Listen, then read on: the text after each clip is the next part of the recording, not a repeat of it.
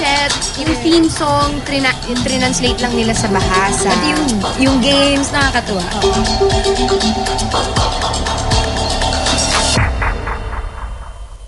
Philippine television's longest-running noontime variety show, Eat Bulaga, marked yet another milestone noong Lunes, July 16. Inulunsad sa bansang Indonesia ang kauna-unahang international edition ng award-winning program. It was also a first for any Philippine TV show. From the set, theme music and segments, to the wacky antics of its local hosts, kuhang-kuha ang sangkap na minahal ng mga Pinoy sa orihinal na Eat Bulaga.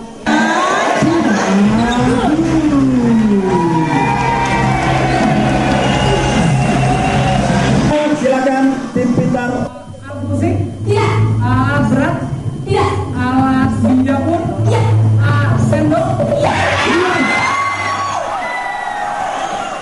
At saka ang nakakatuwa, yung peg niya is the same. 4 girls. Tapos meron silang Jose Wally Paulo. May bossing din sila. Kami po nag-wish kami na sana makapunta kami doon at mag-guest. Ang Eat Bulaga Indonesia ay may lisensya mula sa Filipino producers ng palabas, ang Television and Production Exponents o TAPE Incorporated.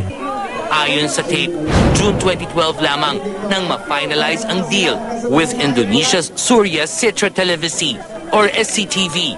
Ngunit ang di alam ng marami, 7 years in the making ang nasabing programa. Siwi is a program director of SCTV. 7 years ago, gusto niya na ang Eat Bulaga. Napapanood niya sa YouTube. And she was thinking, bakit tumagal na 33 years? Pinag-aralan niya maigi ang Eat Bulaga.